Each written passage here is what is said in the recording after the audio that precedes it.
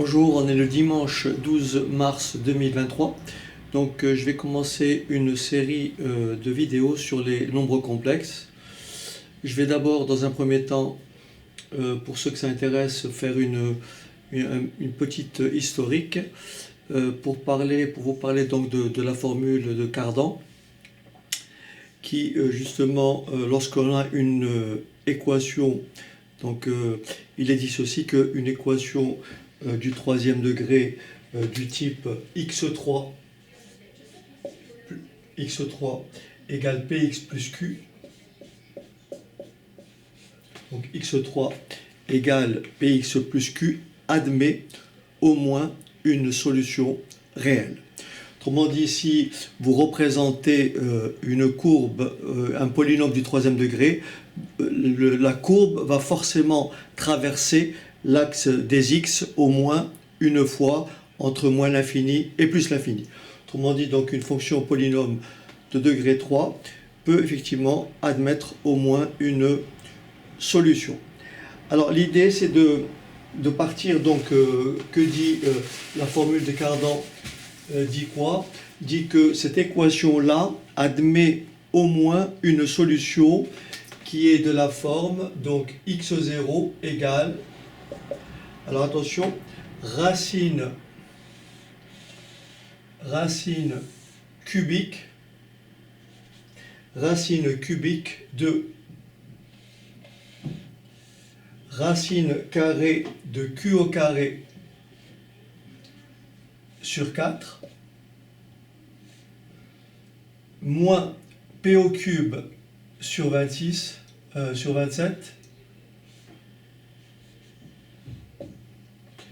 plus q sur 2. Le tout moins racine cubique de racine carrée de, je reprends les mêmes éléments qu'ici, q au carré sur 4 moins p au cube sur 27 et moins q sur 2. Alors je vais prendre un exemple et on va voir un peu le paradoxe, c'est-à-dire que à un moment donné, en fait, on va tomber sur un calcul qui nous obligera de faire une supposition. Alors donc l'idée c'est de résoudre l'équation, x3 égale 15x plus 4. D'accord? x3 égale 15x plus 4. Mais avant juste de continuer, j'aimerais simplement vous situer un peu le contexte. Au début, en termes d'ensemble des nombres, j'ai fait une séquence là-dessus sur l'ensemble des nombres. Vous avez d'abord initialement l'ensemble des entiers naturels, donc on pouvait compter 0, 1, 2, 3. Donc on pouvait effectivement effectuer des opérations du type 2 plus 3 égale 5, 5 plus 8 égale 13. Ensuite, c'est posé la question de savoir que lorsqu'on avait une quantité égale à 8, et lorsqu'on avait à retrancher, à retirer une quantité égale à 10, on se retrouvait avec un nombre négatif. Donc à partir de là, il fallait créer des ensembles des nombres entiers relatifs. Donc en fait, notre droite est ainsi conçue. Nous avons effectivement l'ensemble des entiers naturels, 1, 2, 3, etc. Ensuite, nous avons l'ensemble des entiers relatifs, 1, moins 1, moins 2, etc. Ensuite, c'est posé le problème de division. Donc en fait, l'idée c'est effectivement comment je fais pour représenter, est-ce que cette droite me permet de représenter tous les nombres? Ce nombre-là, je peux le placer. Ce nombre-là, je peux le placer. Je peux placer la moitié de 1. Donc, c'est un nombre qui est égal à quoi? À 0,5. Donc là, on a commencé à définir la notion de décimale. D'accord? Donc 0,5. Ensuite, 0,25, etc., etc. Il existe d'autres nombres réels. Effectivement, lorsque j'ai à séparer un segment à partager une partie, par exemple, à partager une somme de 7 euros entre 3 personnes. Et là, cette fois-ci, je ne trouverai jamais de nombre décimal. Pourquoi? Parce que 7 divisé par 3 ne tombe pas juste. Nous avons ce qu'on appelle une suite de décimales illimitées. Et ce nombre-là s'appelle tout simplement un rationnel. Donc parmi tous ces nombres-là, il y a d'abord les entiers naturels, ensuite il y a les entiers relatifs, ensuite il y a les décimaux, et ensuite il existe des nombres qu'on peut mettre sous la forme a sur b, où petit a et petit b sont des nombres entiers, entiers relatifs, entiers en général, et donc ces nombres-là de cette forme s'appellent des rationnels. Ce qui veut dire que au début, alors je poursuis mon schéma, donc nous avons des naturels, qui bien sûr, ensemble des naturels, nous avons après l'ensemble des relatifs, ensuite nous avons l'ensemble des décimaux, ensuite nous avons l'ensemble des rationnels, et le problème c'est qu'il existe d'autres nombres. Si je prends cette droite-là, si je veux représenter tous les nombres sur cette droite-là, qu'est-ce que je fais? Je prends mon stylo, mon stabilo, et je trace ce qu'on appelle une ligne en continu. Donc là, j'ai tous les nombres. Là, j'ai tous les nombres, bien sûr, de moins l'infini à plus l'infini. Tous ces nombres-là s'appellent des nombres réels. Donc, dans l'énumération que je viens de faire, entiers naturels, entiers relatifs, décimaux, rationnels, j'ai parlé de réels. Entre les rationnels et, bien sûr, il existe ici des nombres réels. Donc, les nombres réels incluent tous les autres nombres, mais il existe des nombres qu'on ne peut pas mettre sous la forme a sur b. Autrement dit, il existe des nombres qui sont réels, mais qui ne sont pas rationnels. Ces nombres-là, on les appelle des nombres irrationnels. Comment je fais pour représenter j'ai un carré, un triangle rectangle de côté 1. D'accord? Un carré de côté 1. Et je veux calculer cette longueur-là, je veux la représenter. D'après Pythagore, là j'ai 1 au carré plus 1 au carré, ça fait 2. Donc cette longueur-là, c'est tout simplement racine carrée de 2. Et ce nombre-là est un irrationnel. D'accord? Donc nous avons ici les nombres réels. Parmi les nombres réels, tous les nombres qui peuvent se mettre sous la forme a sur b sont des rationnels. Tous les nombres que l'on ne peut pas mettre sous la forme a sur b sont des irrationnels. Je cite racine carrée de 2, je cite exponentielle de 1, je cite pi, etc., etc.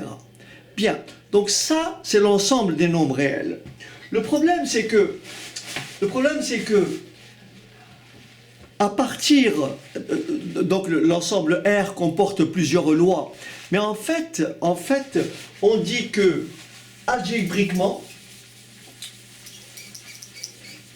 alors, l'ensemble R n'est pas clos algébriquement. Ça veut dire quoi? Ça veut dire que si je résous cette équation-là, x au carré plus 1 égale 0, et bien cette équation-là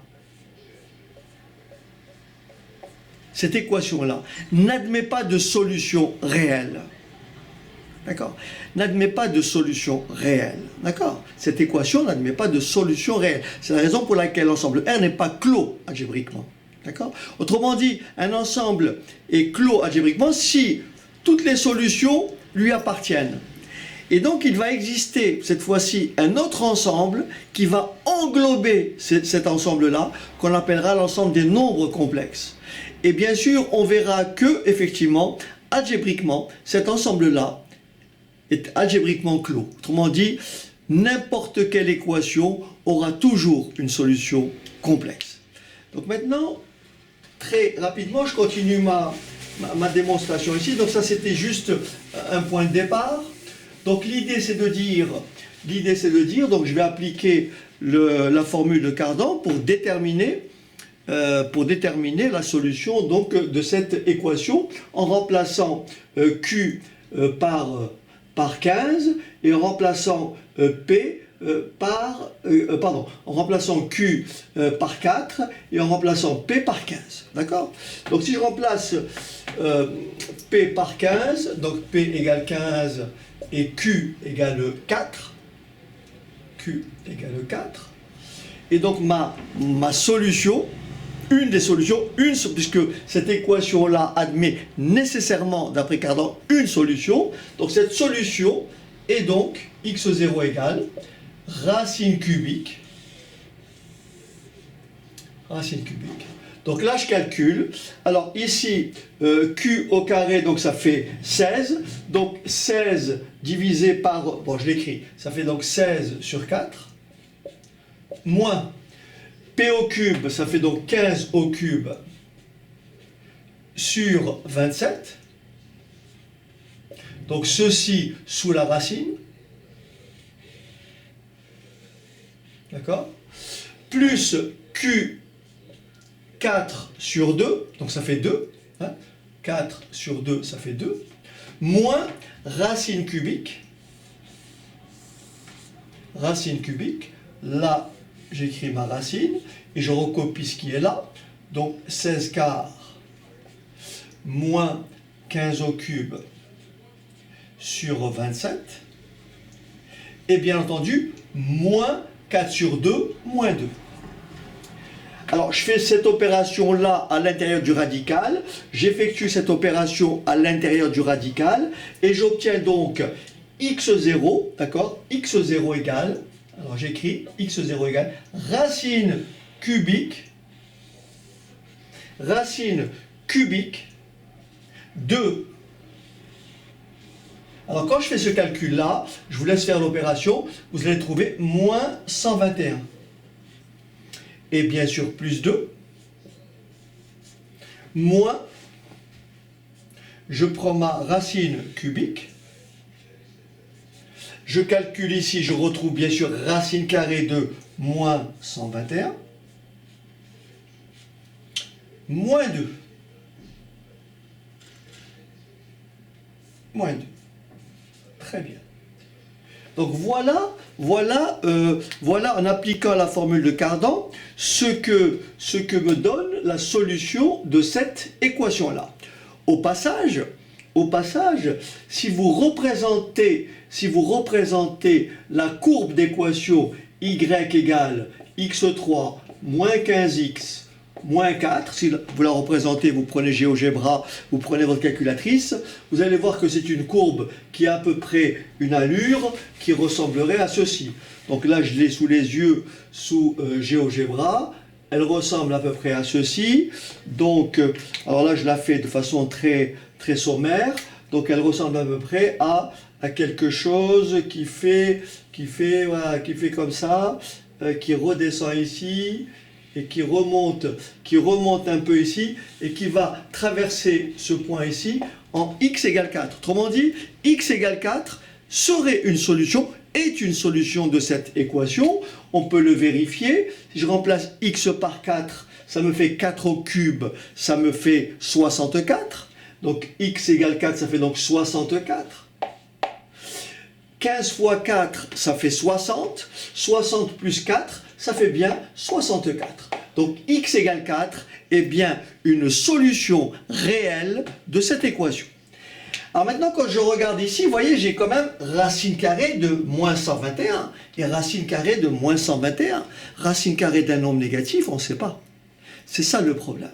Donc c'est ça qui va effectivement nous amener à introduire un nouvel outil qui nous permettra justement de démontrer que x0 est bien égal à combien? À 4.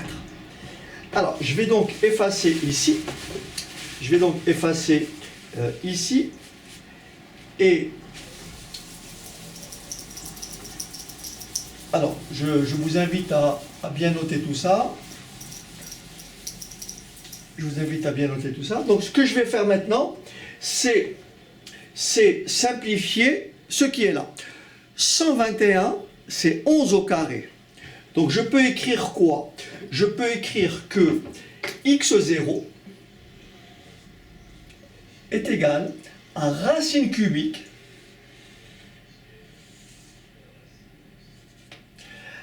121 11 au carré, ça fait 121. Donc ça me fait 11 que multiplie racine carrée de moins 1. Je répète, moins 121, racine carrée de 121, c'est moins 11 au carré. C'est moins 1 que multiplie 11 au carré. C'est racine carrée de 11 au carré que multiplie racine carrée de moins 1. Et racine carrée de 11 au carré, ça fait 11. Donc ça fait 11 racine carrée de moins 1.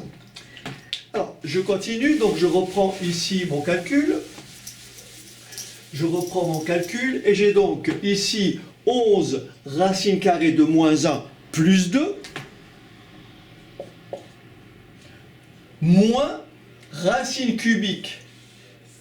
Donc, selon le même schéma, racine carrée de moins 121, je peux décomposer en 11 racine carrée de moins 1.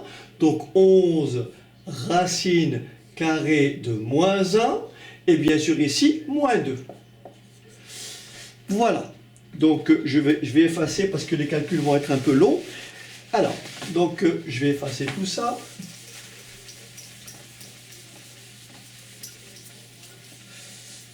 Alors, maintenant l'idée c'est de dire ceci.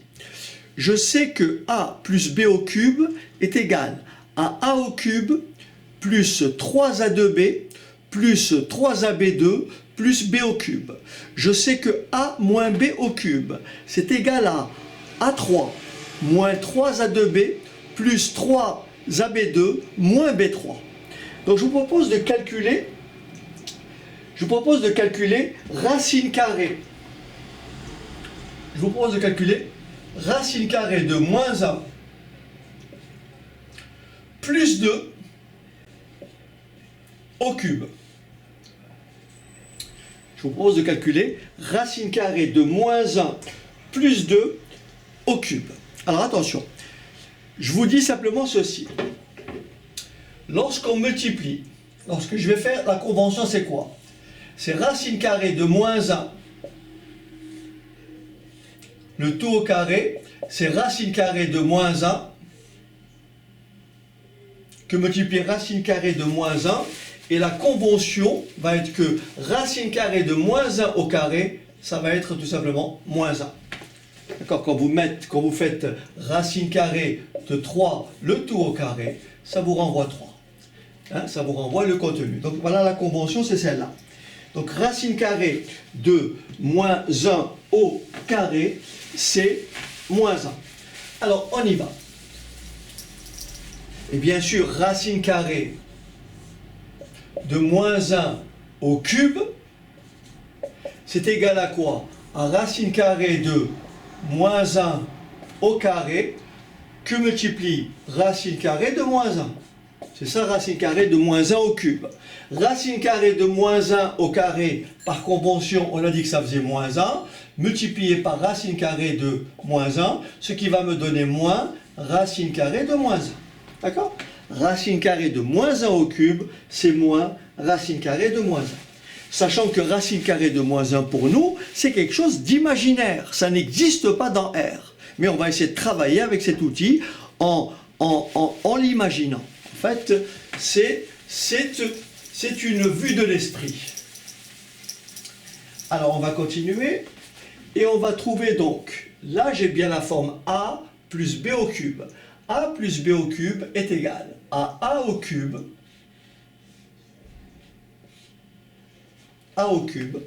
plus 3a2b plus 3a2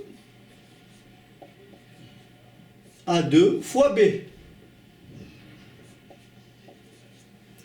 plus 3 a b2. Mais b2 c'est 2 au carré, ça fait donc 4. Plus b au cube. Alors je calcule.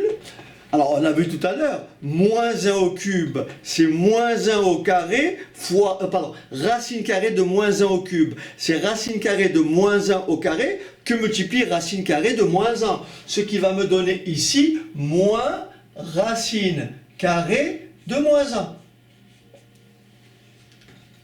D'accord? Hein, je répète, moins 1, racine carrée de moins 1 au cube, c'est racine carrée de moins 1 au carré, qui me fait moins 1, fois racine carrée de moins 1, donc ça me donne bien moins racine carrée de moins 1. Ici, 2 fois 3, ça fait 6, mais je sais que racine carrée de moins 1 au carré, ça doit me faire moins 1. Racine carrée de moins 1 au carré, ça me fait moins 1. Donc ça me fait 3 fois 2, 6, 6 fois moins 1, moins 6.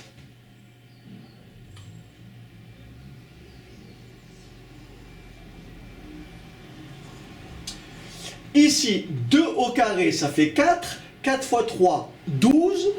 12 que multiplie racine carrée de moins 1. Et bien sûr, 2 au cube, ça fait 8. Je fais mon opération.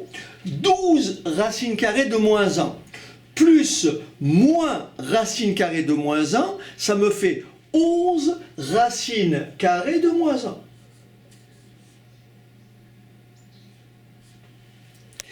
Et moins 6 plus 8, ça me fait plus 2. Résultat intéressant. Pourquoi? Parce que 11 racine carrée de moins 1 plus 2 est tout simplement égal à racine carrée de moins 1 plus 2 au cube. Donc je vais pouvoir remplacer ça par ça. Ce qui va neutraliser la racine cubique. Ça me permettra d'extraire la racine cubique. Donc je répète, cette valeur-là, c'est égal à ça. Je vais donc injecter ce nombre-là, c'est-à-dire celui-ci, ici. Je fais la même chose avec le deuxième calcul. Donc je vais partir de cette fois-ci, racine carrée de moins 1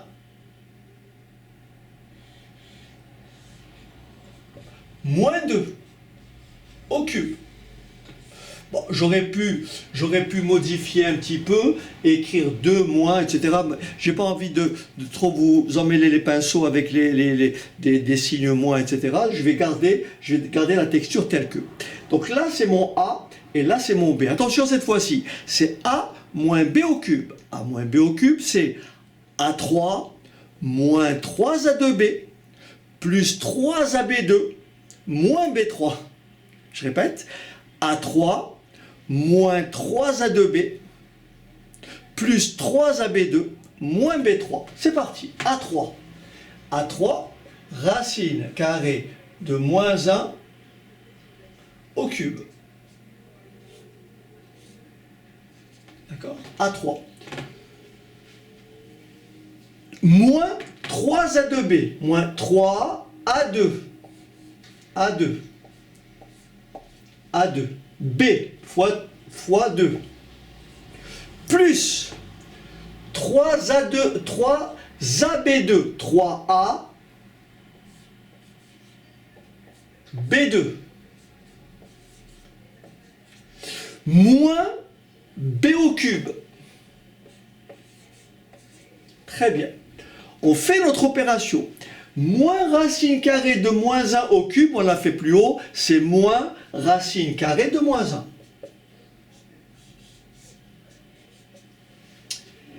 Racine carrée de moins 1 au carré, racine carrée de moins 1 que multiplié racine carrée de moins 1, ça fait moins 1. Hein?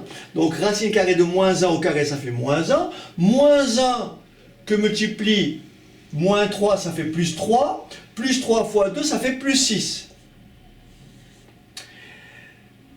4 fois 3, 12. Racine carrée de moins 1. Moins 8. Je regroupe moins racine carrée de moins 1 plus 12 racine carrée de moins 1. Ça me fait 11 racine carrée de moins 1. 6 moins 8, ça me fait moins 2. Et de nouveau, qu'est-ce que je viens de montrer? Je viens de montrer que ce nombre-là, c'est exactement celui que j'ai à l'intérieur du radical ici, et qui est égal à racine carrée de moins 1, moins 2 au cube. D'accord? Je vais donc reprendre ce nombre-là, je vais l'injecter ici. Je vais prendre ce nombre-là et je vais l'injecter ici. Alors pour bien voir, je vais simplement effacer la ligne juste en dessous. Alors, voilà ce que ça fait. Alors je vais supprimer aussi celle-là. Vous n'avez qu'à revenir sur la vidéo si elle vous manque. Alors, donc ici, je vais écrire x0 égale racine cubique.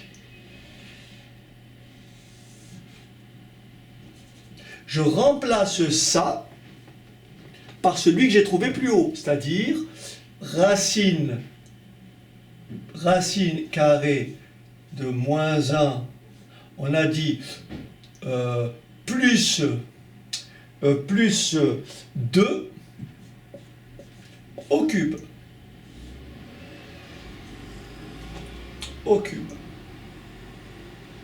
C'est ce qu'on avait développé tout à l'heure. On avait développé, ici je l'ai effacé, on avait développé racine carrée de moins 1 plus 2 au cube, et on avait retrouvé ça. Ensuite, ici moins, et donc ça m'a donné ça, c'est ce qui est là, donc racine carrée de moins 1, donc racine cubique ici, moins 2, et le tout au cube. D'accord? Voilà. Je peux maintenant effacer.